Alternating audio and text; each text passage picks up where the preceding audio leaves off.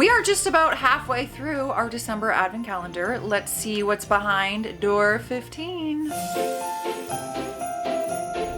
I'm removing my in-laws from our will. They won't be getting our children. Quite a bold statement. What did they do? Let's find out. This story is hot off the press, baby. Recent times. It first started November 4th, 2025. My 24 female and my husband, 24 male, have been together for nearly 4 years, and we have one child together, 2 female. We decided around a year ago that we needed to sort out our will to ensure our daughter had a stable life should something happen to us. The wills that we had written states that our daughter would go to my father, 50 male. However, he has various health conditions, which could mean he might not still be around if something were to happen. As a backup plan, we stated that my husband's parents would get her. Over the course of the last few years, my mother-in-law's behavior has been steadily declining. She has been acting like she's in her 20s, going out partying every weekend, doing illegal substances, instigating arguments with my husband's siblings, etc. I believe she has developed a bit of an empty nest syndrome, which has led to these situations, although my husband said she was an alcoholic when he was growing up. About a year ago, she had been out partying on a Friday night and did some illegal stuff. Then the next morning, she was watching our daughter for us. She hadn't told us that she wasn't sober when we dropped our daughter off, and we only found out at pickup because she said to my husband, "Oh yeah, I had a fun time last night. I got to do Coca-Cola." Yep, we all know the joke there. To say we were angry was an understatement. My husband was the one to pick up our daughter, so he explained to her that we would have rather she told us. We wouldn't have gone out, but there would have been someone sober watching our daughter. He told her that if she ever watched our daughter while under the influence again, that she would not be able to have her alone anymore. Completely understandable. I didn't realize until my daughter got home that my mother-in-law had also given her a haircut without permission and threw away all the hair because, quote, her hair was bothering her. My husband didn't realize the haircut would be an issue until they got home, and I saw her hair. I was livid, but mother-in-law feigned ignorance, saying that she didn't realize first haircuts were a thing and that she didn't take too much off. My daughter went from having nose-length hair to micro bangs. You know what? Some would argue better than a bowl cut. Were you a part of the bowl cut crew growing up? I sure was. Insert photo here. Taking into account that she had been doing Coca-Cola the night before, she had been drinking adult sodas during the day, and she had scissors so close to my daughter's eyes, and it had me over the edge, and I lost it. It turned into a huge argument between me and my husband, mostly because he originally tried to say that it was him that cut her hair. When I was told that I knew it was mother-in-law that did it, he started trying to defend his mom. He wouldn't stand up to her. It is now something that gets frequently brought up in a mocking way by my mother-in-law with a smirk on her face. Well, see, I am not a parent, but if that happened to me, I feel like I would be not, "Oh, if this happens again, you won't be spending time with her alone." That was enough for me. You will never be alone with my daughter ever again. Not even the haircut, by the way, just the fact that the substances, yeah, the protection of your daughter. Parents, I want to see you in the comments section, people with some actual experience over here. I don't think raising Lila counts for me. Fast forward to last weekend. My mother-in-law had organized a family get-together for my father-in-law's 60th birthday and had also invited some of his friends and work colleagues as well. My mother-in-law and father-in-law both work in the medical industry. We arrived on time, but we were not the first ones there. My husband's younger brother, 20 male, was the first to arrive with his partner, 20 female. My younger brother-in-law went to the bathroom while my sister-in-law sat on the couch, which looked into the kitchen. My mother-in-law was in there pressuring father-in-law into taking something, to which he gave in, and she saw them take some Lakeside Drive, is what it's called in quotations. I don't know what that is. Truth be told, I have never done any hard substances in my life, so if that's a code word for something, I am not the right girl to decode it. So you guys might know what that means. Some kind of substance. Lakeside Drive meaning drugs. Let's type that in. Oh, LSD. All right, now we know. Shortly after we arrived and said hello, my husband's older brother, 25 male, and his partner, 30 female, arrived. Last we talked to them, there was a bit of a fallout, so we went back into the back garden to give them some space to say hello to our mother-in-law. While we were outside, my sister-in-law told us what she had seen and was saying that she was upset that they would do something like that for a family gathering and asked us what we thought. We were the only ones with kids. My older brother-in-law and partner came out, and after eating, we asked them if they already knew, to which they said they did. When we asked how they knew, they changed the subject, but after a little while longer of talking, they revealed that my mother-in-law had specifically told them what her and her husband did, and that they were not to tell anybody, especially me and my husband, that they were not sober. We were so angry that we just wanted to leave, but we also didn't want to upset father-in-law at his birthday celebration. After people started leaving, we made an excuse to leave with them. It did take a while as the combination of, oh my, Lakeside Drive, LSD.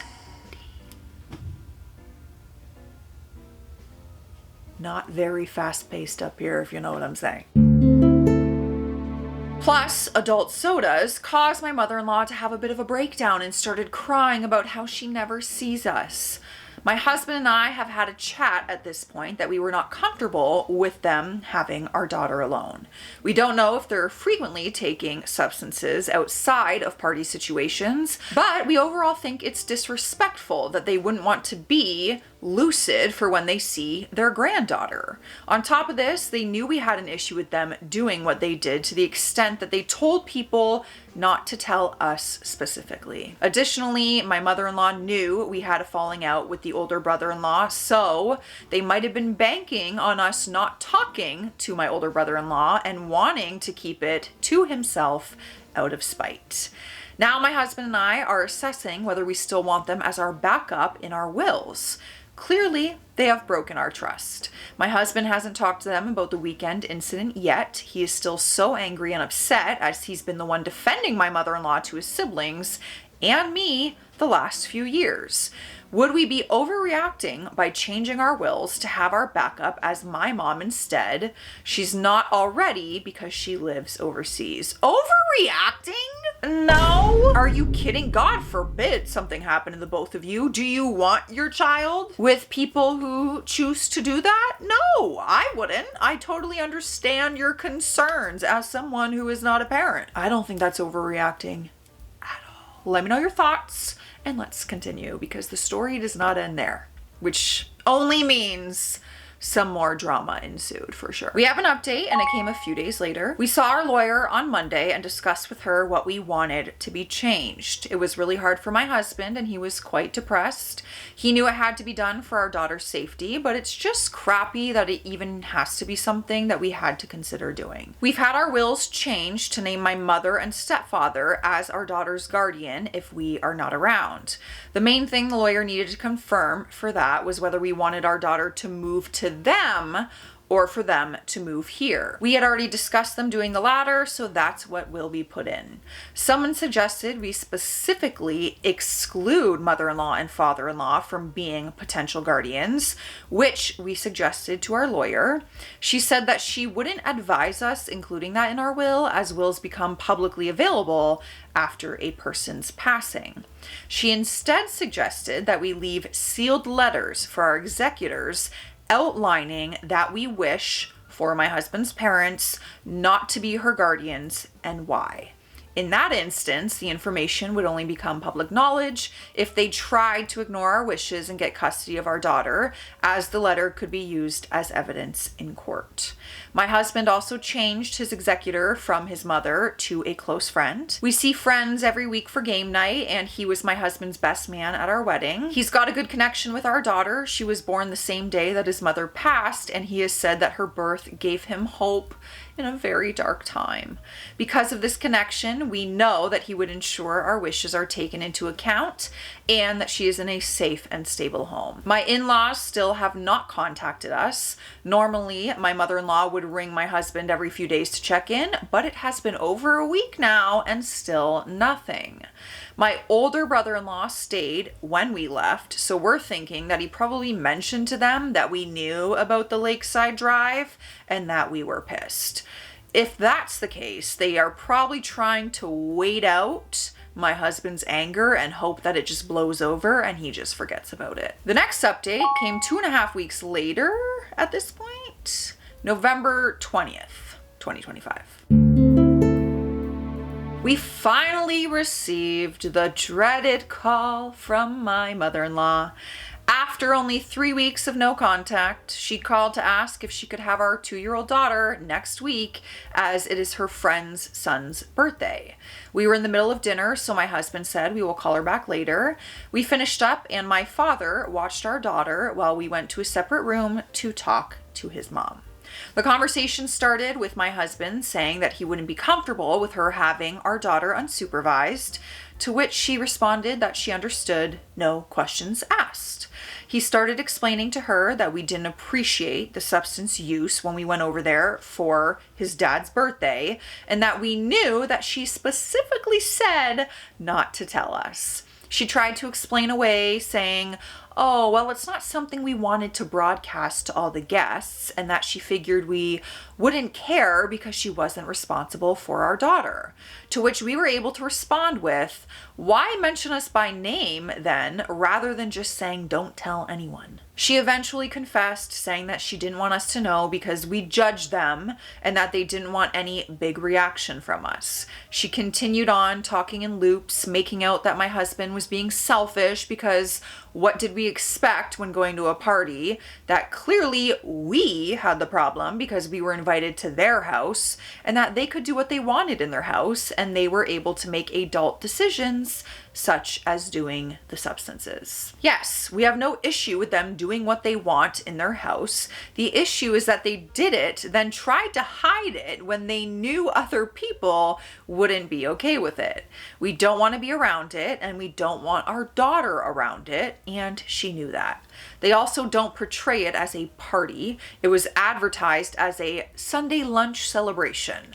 Otherwise, we might have been more skeptical going in. Yeah, a Sunday lunch to be on LSD. That's crazy to me, but maybe that's just because I don't and I have never done those types of things. But a Sunday lunch is wild to me. Like, I'm just trying to eat some eggs and bacon over here. I don't need to hallucinate to do so. She started talking about my grandmother, who is an alcoholic, saying that we're fine with our daughter being around her. We're actually not. I have seen her maybe 3 times since Christmas of 2023.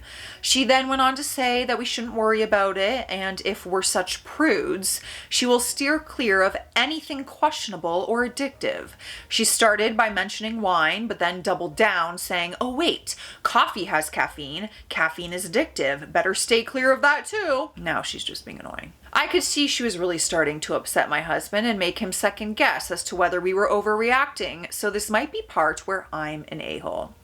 If I feel like someone is threatening me or someone in my family, I can really lose my shite, and that's exactly what happened.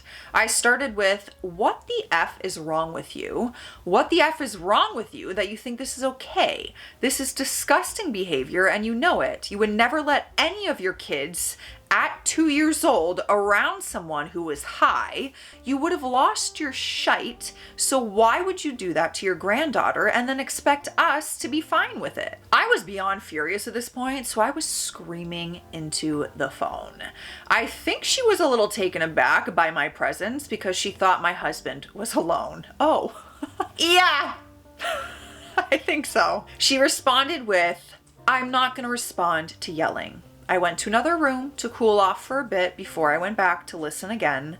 She was saying about how my father-in-law wanted to do the substances as it was his 60th birthday, a present to himself, and that it may be hard to hear when you're in your 20s, but it's not about you.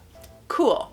We don't care what they do on their own time. Again, we just don't want our daughter around it, and she knew that. If that's what he wanted to do, by all means, go ahead, and we would just see them another time. She then started to go on about how she loves our daughter and that she wished she could see her more, and then proceeded to talk about paying for our daughter's swim classes. At this point, I butted in again to say, okay, thanks. You no longer need to worry about that, as it's not going to be a point that you can manipulate. She then tried to backtrack after I said that and said she was just meaning to say that she cares. The call continued with her trying to make excuses and manipulate my husband into thinking that we were wrong for our reaction. When I jump in, she would make comments about me being too involved. And what did she actually expect?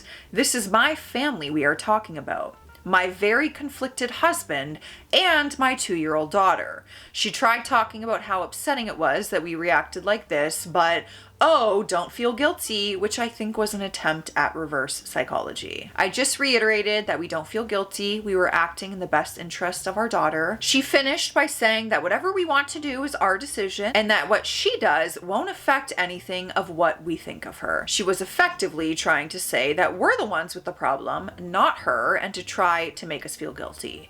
She's obviously never heard of the expression, actions speak louder than words. I called her out, saying that her behavior on the call had been manipulative and absolutely disgusting, and my husband said something to the tune of him not recognizing her anymore, said goodbye, and hung up. I did talk to my husband and apologized after for butting in, but he thanked me for backing him up.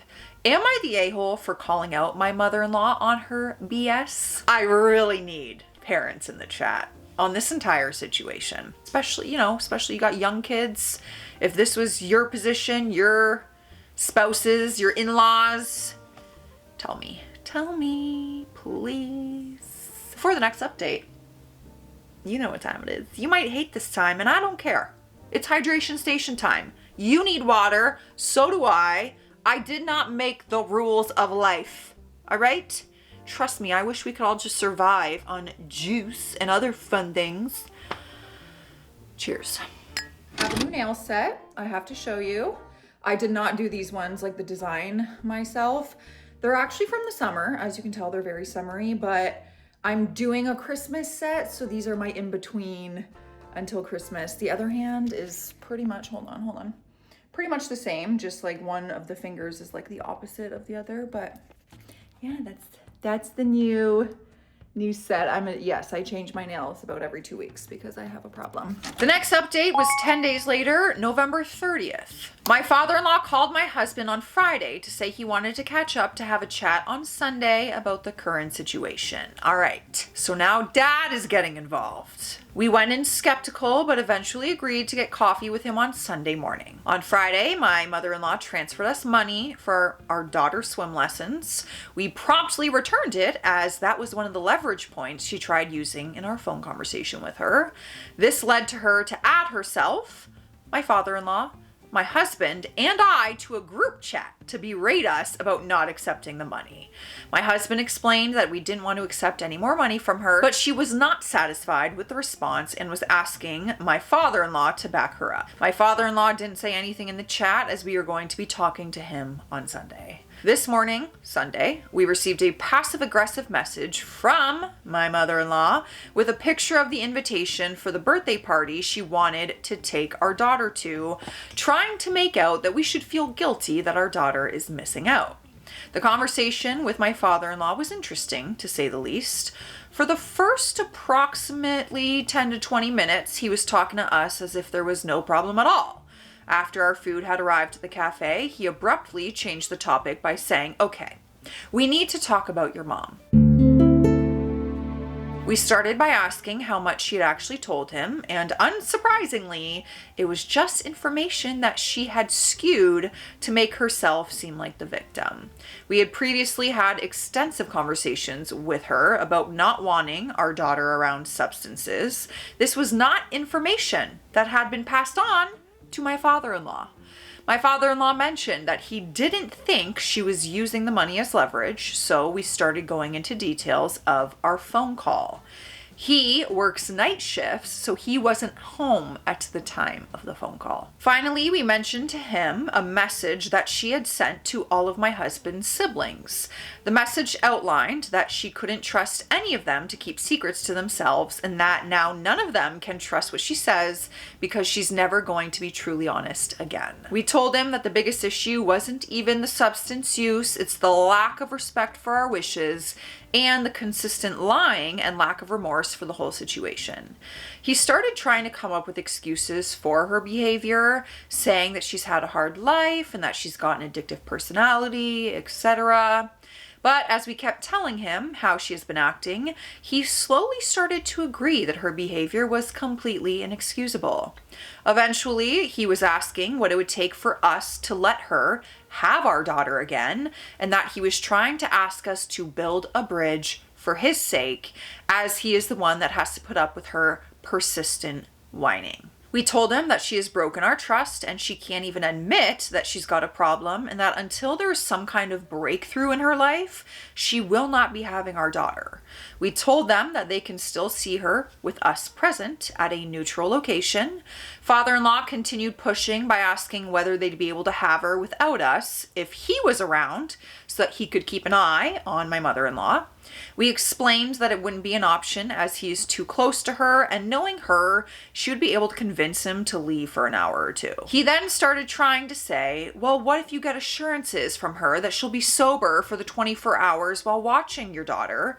To which we told him she has broken our trust and her assurances hold no weight for us. He then steered the conversation into a very strange direction, asking if we knew about my mother-in-law's sexuality. Pardon? We'd previously talked to my husband's sister, who said during one of my mother-in-law's drunken rants, she was talking about previous sexual conquests, and her best friend's name had come up, her girl best friend.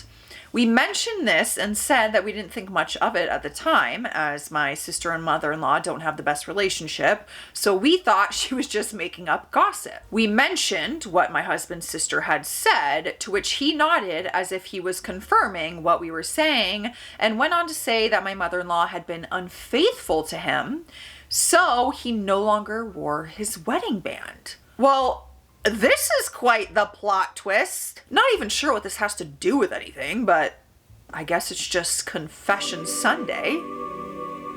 Amen. I'm not exactly sure the reason he brought up the infidelity to begin with, but on further reflection, I think that was his way of saying, well, I don't trust her, but I still put up with her and you should too. We explained to him that although she's been unfaithful to us in a different way, we still have a similar feeling to what he explained. There will always be a sense of doubt as to whether she's actually being honest or just saying what we want to hear. By the end of our conversation, he seemed like he fully understood the situation, what we were upset about, and what my mother-in-law has been doing. We were pleasantly surprised to have him on our side, although we realized later that he never actually apologized for his part in the situation. He mostly just came up with excuses for it. As we were leaving, he gave us a hug and told us to be safe and to keep our daughter safe. We had told them both our piece and given them the opportunity to explain, so we believed all conversation regarding this situation had concluded. We were wrong. I'm not surprised. My father-in-law called us while we were eating dinner and seemed quite detached and squirrely. He was saying that he had talked to my husband's sister and that she hadn't recalled talking to us about the situation with my mother-in-law and her girl best friend, and he was asking where we had actually heard that, as it was untrue. We reiterated that it was something we heard from our sister, and we'd only brought it up because he had asked. It wasn't something we had spread around, let alone even mentioned to anyone else, and at the time we talked about it at breakfast or brunch, whatever, he was acting as if it was something he was confirming and knew about it. The line of conversation led to, well, clearly there's been a lack of open, honest communication, and we just need to bridge the issue and get back to normal.